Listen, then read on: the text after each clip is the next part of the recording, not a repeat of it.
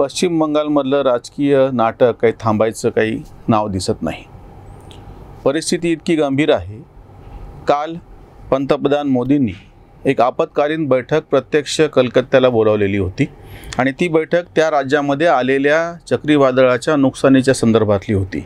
ओडिशा आणि पश्चिम बंगाल या दोन राज्यांमधल्या ह्या वादळाने केलेल्या नुकसानाच्या संदर्भातली ही बैठक होती। एक सर्वसामान्य प्रोटोकॉल असा आहे ज्याला राजशिष्टाचार आपण म्हणतो की देशातला हा जो या सगळ्या संवैधानिक ह्याच्यातला प्रमुख असा जो व्यक्ती आहे पंतप्रधान, त्याच्यावरती परत राष्ट्रपती असतो की ह्यांच्या जेव्हा अशा मोठ्या बैठका असतात तेव्हा त्याचा एक विशिष्ट प्रोटोकॉल राजशिष्टाचार पाळावा लागतो। उदाहरणार्थ पंतप्रधानांचं ज्या ठिकाणी त्यांना सुरक्षा हे असते त्यांचं जेव्हा विमान उतरणार असेल की त्याच्या आधी इतरांना त्या ठिकाणी हजर राहणे किंवा जर कोणाचं विमान असेल हेलिकॉप्टर असेल तर त्यांनी त्या ठिकाणी आधी ते लँड झालं पाहिजे। ज्या वेळेस पंतप्रधानाची वेळ दिलेली आहे त्यावेळेस इतरांना परवानगी दिली जात नाही। तसंच ज्या बैठकीमध्ये असा उच्च पदस्थ एखादा माणूस व्यक्ती की पंतप्रधान जसं मोदी आहेत जर तो हजर राहणार असेल तर बाकीच्यांना त्याच्या आधी तिथे येऊन हजर राहावं लागतं किंवा राष्ट्रपतींची बैठक आहे। घडलं असं की ही बैठक दुसऱ्या कुठल्या कारणासाठी नव्हती, पश्चिम बंगालमध्ये आलेल्याच ह्या ज्या नुकसानासाठी संदर्भामध्ये होती। मोदी जेव्हा त्या ठिकाणी प्रत्यक्ष येऊन बसणार आहेत त्याच्यापूर्वी मुख्यमंत्री, मुख्य सचिव, विरोधी पक्षनेते, बाकीचे अधिकारी यांनी स्थानापन्न होणं आवश्यक होतं। ममता दीदींनी तसं केलं नाही। त्या पूर्णपणे 1-2 नाही 5-25 नाही अर्धा घंटा उशिरा आल्या। त्यांच्या प्रवक्त्यांनी दिलेलं कारण तितकं विचित्र आहे की मुख्यमंत्र्याच्या चॉपरला म्हणजे हेलिकॉप्टरला परवानगी दिली गेली नाही। खरंच आहे, परवानगी जेव्हा पंतप्रधानांचं विमान लँड होत असतं, धावपट्टी उतरत असतं त्यावेळी इतरांना परवानगी दिली जात नाही। तुमची जबाबदारी की तुम्ही आधी येणे, इतपतही ठीक आहे, काही तांत्रिक त्याच्यामध्ये अडचणी होत्या। याहीपेक्षा आक्षेपार्ह गोष्ट म्हणजे ते प्रवक्ते असं म्हणाले तृणमूल काँग्रेसचे की बाकीच्या महत्त्वाच्या गोष्टी आमच्या मुख्यमंत्र्यांसाठी होत्या, ह्या मीटिंगासारख्या नॉनसेन्स गोष्टीमध्ये वेळ घालण्यात काही मतलब नाही। हा सगळ्यात आक्षेपार्ह मुद्दा आहे। ममता दीदी ह्या जेव्हा निवडणूक लढत होत्या त्या काळामध्ये जेव्हा बैठक झाली कोरोनाच्या बाबतीमध्ये तेव्हा हजर राहिल्या नाहीत। तेव्हा त्या काय म्हणाल्या, म्हणजे कोरोनाच्या बाबतीतली बैठक होती आणि तेव्हा त्या प्रचारामध्ये गुंतलेल्या होत्या आणि तेव्हाच हेच प्रवक्ते असं बोलत होते की प्रचाराचं त्या महत्त्वाचं काम करतायत, त्यांना कोरोनाच्या बैठकीला यायला वेळ नाही। म्हणजे त्या कोरोनाच्या आपत्तीमध्ये पण त्याच्या व्यवस्थापनामध्ये गुंतलेल्या नव्हत्या, तेव्हा त्यांना निवडणूक महत्त्वाची वाटत होती। ठीक आहे, आता तुम्ही असं सांगता जेव्हा प्रत्यक्ष आपत्ती त्यांना मिटिंगही महत्त्वाची वाटत नाही। त्यांचं असं म्हणणं आहे की त्या प्रत्यक्ष कोरोना पीडित त्या चक्रीवादळानं पीडितांच्या बरोबर जाऊन काम करतात ते महत्त्वाचं आहे। बैठक काय करता? मोटिवेशनल स्पीच देणाऱ्या स्पीकरची गरज नाही, लीडरची गरज नाही, प्रत्यक्ष काम करणाऱ्या माणसाची आम्हाला गरज आहे, असं एक अतिशय म्हणजे आक्षेपार्ह असं वक्तव्य त्यांच्या प्रवक्त्यांनी चॅनलवरून दिलेलं आहे। तुम्ही लक्षात घ्या, संविधानाची जी चौकट आहे त्याच्यामध्ये काम करण्याची एक उतरंड असते। ह्या पद्धतीने काम केलं तरच ते काम होऊ शकतं, अन्यथा ते शक्य होत नाही। म्हणून जेव्हा एखादा उच्चपदस्थ अधिकारी, उच्चपदस्थ व्यक्ती, पंतप्रधान, मुख्यमंत्री अशी जेव्हा बैठक घेतो तेव्हा त्याचे नियम पाळणं सगळ्यांना अपरिहार्य आहे। त्या व्यवस्थेच्या बाहेर असणारे आमच्यासारखे कुठले लोक असोत किंवा विरोधी पक्षनेते असोत हे जेव्हा टीका करतात तेव्हा आपण समजू शकतो, कारण की त्यांना त्याचा प्रत्यक्ष भाग घ्यायचा नसतो। पण जो माणूस एखाद्या पदावरती बसतो, संवैधानिक पद ते असतं, ते तुम्ही शपथ घेतलेली असती, तुमची इच्छा जरी नसली तरी तुम्हाला ते नियम पाळावे लागतात। सरकार समस्या क्या सुलझा आहे, सरकार खुद समस्या आहे असं आम्ही चळवळीमध्ये म्हणू शकतो, ते आम्हाला परवडतं बाहेर राहणाऱ्यांना।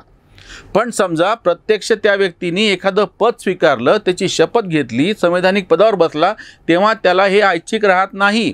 याच्या नेमकं उलट समजा ममता दीदी ह्या मुख्यमंत्री आहेत आणि त्यांनी त्यांच्या राज्यातल्या काय विभागीय आयुक्तांची समजा बैठक बोलवली आणि एखादा अधिकारी तिथे उपस्थित राहिला नाही, अर्ध्या घंट्याने आला आणि तेव्हा त्याच्या सचिव त्यांना असं म्हणाला की इथे यायची गरज नव्हती, आमचे साहेब प्रत्यक्ष त्या पीडितांशी काम करत होते आणि काहीतरी कागद सादर केले आणि 15 मिनिटात निघून गेला। ममता दीदींची काय भूमिका असेल मग? त्यावेळी हे प्रवक्ते काय बोलतील?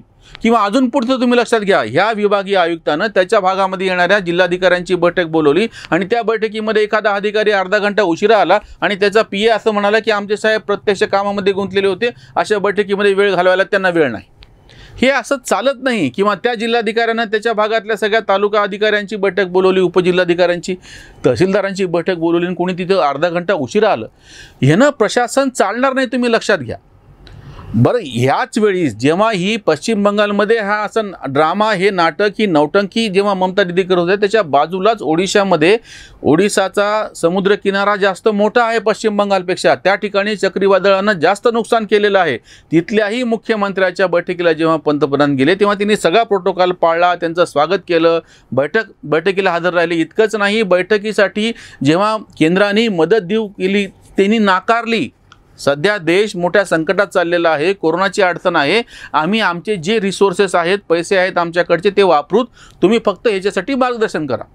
म्हणजे एकाच बाजूच्या दोन राज्यामध्ये, आणि हा पण मुख्यमंत्री भाजपचा नाही, विरोधी पक्षाचाच मुख्यमंत्री आहे, त्यांनी पण निवडणुका भाजपच्या विरोधातच जिंकलेल्या आहेत. त्यांचे आणि ममताचे प्रवक्ते जेव्हा चॅनलवरती बोलतात तेव्हा अतिशय उद्धटपणे सांगतात की तिसऱ्या वेळा आमच्या नेत्या निवडून आलेले आहेत, त्यांना लोकांची काळजी आहे. नवीन पटनायक 4थ्या-5व्या वेळा निवडून आलेले आहेत. मग त्यांनी किंवा त्यांच्या प्रवक्त्यांनी असा उद्धटपणा नाही केला. हे जे बोलभांड प्रवक्ते आहेत, जेव्हा ते बोलतात तेव्हा ते विसरतात की तुम्ही काही जुन्या सरंजामशाही, राजेशाही अशा काळामध्ये नाही आहात. आधुनिक लोकशाही प्रक्रियेमध्ये तुम्ही एक व्यवस्था स्वीकारलेली आहे, त्या व्यवस्थेमध्ये अधिकाराची एक विशिष्ट उतरंड आहे आणि ती सगळी प्रशासनाची जी ही सगळी चौकट आहे ती पाळावीच लागते. कुठलेही उच्चपदस्थ अधिकारी कुठल्याही राज्यातले, विशेषतः IAS आणि IPS असे जे अधिकारी असतात ते केंद्राच्या अखत्यारीत असतात. ह्या म्हणजे पश्चिम बंगालमध्ये जे काही अधिकारी नेमले गेलेले आहेत ते हे ममता म्हणजे त्या राज्य सरकारचे नोकर असतात असं नाही, केंद्र सरकारच्या आदेशाप्रमाणे त्यांना काम करावं लागतं. हे पूर्णपणे विसरून ममता बॅनर्जी किंवा त्यांचे प्रवक्ते जेव्हा हे बोलायला लागले ते विसरून चाललेले आहेत की तुम्ही एका मोठ्या व्यवस्थेचा भाग आहात.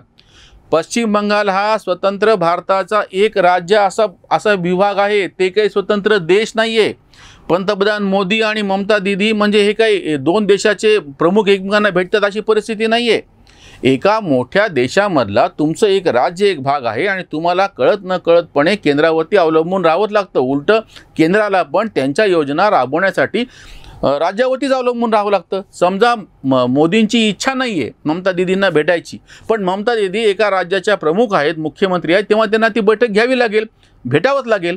आणि जेव्हा त्यांनी आक्षेप घेतला की तुम्ही विरोधी पक्षनेते शुभेंदू अधिकारीला कशाला बोलवलं, पत्रकारांनी, इतर अभ्यासकांनी कालपासून हे दाखवून दिलेलं आहे की वेगवेगळ्या राज्यांमध्ये जेव्हा अशा बैठका होतात तेव्हा त्या ठिकाणी मुख्यमंत्र्याच्या बरोबर विरोधी पक्ष नेतासुद्धा त्यामध्ये सहभागी असतो. इतकंच नाही, काँग्रेसचे जे विरोधी पक्षनेते संसदेमधले आहेत, अधीर रंजन चौधरी, त्यांनाही या बैठकीसाठी आमंत्रित केलं होतं. अधीर रंजन चौधरी यांनी सांगितलं की माझी तब्येत बरी नाही, मी दिल्लीला आहे, तेव्हा मला माफ करा, मी ह्या बैठकीला उपस्थित राहू शकत नाही. ममता दीदींची जर दुसरी बैठक असली असती त्यांनी ती पोस्टपोन करायला हवी होती, बाकीच्या सगळ्या गोष्टी, कारण की तुम्हाला त्या एका चौकटीमध्ये काम करायचं आहे. आता भारताची जी सगळी रचना आहे ती असं नाही की एखादं राज्य वेगळं आहे. One nation one market, one nation one tax, म्हणजे GST आल्याच्या नंतर, त्याच्यानंतर रेल्वेचे प्रकल्प असतील, त्याच्यानंतर रस्त्याचे प्रकल्प असतील, त्याच्यानंतर वीजच्या बाबतीमध्ये काही नियम आपण केले असतील किंवा पाळायचे असतील, तर हे सगळे देश पातळीवरती करावे लागतात. एका ठिकाणाहून काश्मीरहून कन्याकुमारीला रेल्वे न्यायची असेल तर खूप मध्ये राज्य येतात, प्रत्येक राज्याने वेगवेगळे नियम केले ते शक्य होणार नाही. किंवा पाण्याचं नियोजन हे नदी खोरे निहाय करावं लागतं, राज्याप्रमाणे करता येत नाही. हे वारंवार सिद्ध झालेलं आहे. त्याच्यामुळं केंद्र आणि राज्य असा प्रशासकीय पातळीवरचा झगडा चालणार नाही. राज्यांनी स्वतः पुढे यायला पाहिजे, केंद्राकडून हक्कानं मागून घेतलं पाहिजे आणि उलट स्वतःची जबाबदारी ओळखून आपण पण त्या पद्धतीनं मदत केली पाहिजे. यापूर्वीसुद्धा जेव्हा ऑक्सिजन सिलेंडरची कमतरता होती तेव्हा याच ममता दीदींनी उद्धटपणे आम्ही सिलेंडर बाहेर देणार नाहीत, आणि बाजूला नवीन पटनायकाचंच मी परत उदाहरण सांगतो की आमच्या राज्यामध्ये जास्तीचे ऑक्सिजन सिलेंडर्स आहेत, आम्ही ते इतरांना द्यायला तयार आहोत. तुम्ही एकूण सगळ्या व्यवस्थेचा एक छोटा हिस्सा आहात, तुम्ही स्वयंपूर्ण नाही आहात, कुठल्याच बाबतीत स्वयंपूर्ण नाही आहात. आणि आता जी नवीन रचना आपण स्वीकारली, जागतिक पातळीवरतीच बाजारपेठ कशी एक व्हावी किंवा वेगवेगळे सोयी सगळ्या लोकांपर्यंत कशा पोहोचाव्यात असा प्रयत्न असताना एका देशाच्या अंतर्गत पण तुम्ही असं काहीतरी वेगळे आहेत, सापत्न वागणूक त्यांना म्हणजे त्यांच्याकडून मिळते असं तुम्हीच आरडाओरडा करायला लागला. यापूर्वीसुद्धा 2014, 15, 18, 19 आणि 20 असे काहीतरी 5 महत्त्वाच्या बैठकांच्या बाबतीमध्ये असं घडलेलं आहे की ममता दीदी हजरच झाल्या नाहीत. पंतप्रधानांनी बोलवलेली बैठक असताना ह्या हजरच झाल्या नाहीत आणि नेमकं DM म्हणजे डिस्ट्रिक्ट मॅजिस्ट्रेट, जिल्हा न्यायदंडाधिकारी यांनी जेव्हा बैठक बोलवली होती, त्या बैठकीमध्ये यांना म्हणजे तशा अर्थाने अपेक्षित नसताना त्या घुसल्या आणि त्यांनी आपल्या DMला बोलू दिलं नाही. म्हणजे हा अगोचरपणा झाला. ज्या बैठकीमध्ये तुम्हाला सांगितलंय तेव्हा तुम्ही जात नाहीत किंवा अशा पद्धतीने येता अर्धा घंटा उशिरा ते कागद सादर करता, जसं काही तोंडावरती फेकलेत आणि 15 मिनिटात निघून जाता, की सांगता की मला दुसरी बैठक आहे. हे अतिशय चूक गोष्ट आहे. तुम्हाला ह्या संविधानिक चौकटीमध्ये काम करायचं असेल तर तुम्हाला त्याचे काही नियम पाळावे लागतात आणि तिथे बसलेली एक व्यक्ती नाही, ते पद आहे. पंतप्रधान हे पद आहे, मुख्यमंत्री हे पद आहे, मुख्य सचिव हे पद आहे. हे लक्षात घ्या. एखाद्या माणूस इथं बसला म्हणून त्याच्याकडे पाहून तुम्ही त्या पद्धतीनं वागाल, हे चूक आहे. आणि याचा परिणाम असा झाला की कालच त्यांच्याबरोबर त्यांचे मुख्य सचिव पण होते, त्यांनाही अर्धा घंटा उशीर झाला आणि ह्याचं त्यांना काय म्हणता येईल, त्यांना शिक्षा अशी भोगावी लागली की त्यांना तातडीनं आता दिल्लीत बोलावून घेतलेलं आहे. अल्पन बंदोपाध्याय म्हणून ते जे त्यांचे मुख्य सचिव होते पश्चिम बंगालचे, आणि त्यांना आता त्यांची 31 तारखेला काहीतरी निवृत्ती होती आणि 3 महिने त्यांना एक्सटेन्शन वाढ द्यावी सेवा कार्यामध्ये, अशी ममतांनी जी दिलेला प्रस्ताव होता तो नाकारला केंद्राने आणि त्यांना तातडीनं त्या मुख्य सचिवांना आता दिल्लीत बोलावून घेतलेलं आहे. या पद्धतीचं वागणं अतिशय चूक आहे. आणि जर अशा पद्धतीनं ममता दीदी वागणार असेल तर त्या ठिकाणी कायदेशीर संविधानिकदृष्ट्या अडचणी तयार होतील आणि तुम्ही एक केंद्राकडून अतिशय काय म्हणता येईल त्याला, राष्ट्रपती राजवटीसारखी टोकाची कारवाई तुम्ही आमंत्रित करून घेता आहात आणि ती झाल्याच्या नंतर परत तुम्हीच आरडाओरडा करताल की असं कसं केलं म्हणून. त्याच्यावरची एक उसंतवाणी. ममतांचा चाले राजकीय दंगा, ममतांचा चाले राजकीय दंगा, प्रोटोकॉल ठेंगा दाविती हा. पंतप्रधानांची असू दे मीटिंग, पंतप्रधानांची असू दे मीटिंग, माझी ही सेटिंग वेगळीच. माझ्यासाठी माझे राज्य हाची देश, माझ्यासाठी माझे राज्य हाची देश, पुसून प्रवेश करा इथे. बोल भांड ऐसे नेमले प्रवक्ते, बोल भांड ऐसे नेमले प्रवक्ते, गाती माझी सुकते आवडीने. मीच संपविले काँग्रेसनी डावे, फुरफुराचे दावे शून्य केले. मीच संपविले काँग्रेसनी डावे, फुरफुराचे दावे शून्य केले. भाजपा रोकले 100च्या आत, सुरू उत्तमात कांत म्हणे. लोकशाहीमध्ये माझं तिजे दैत्य, लोकशाहीमध्ये माझं तिजे दैत्य, वैध बंदोबस्त त्यांचा व्हावा, वैध बंदोबस्त त्यांचा व्हावा.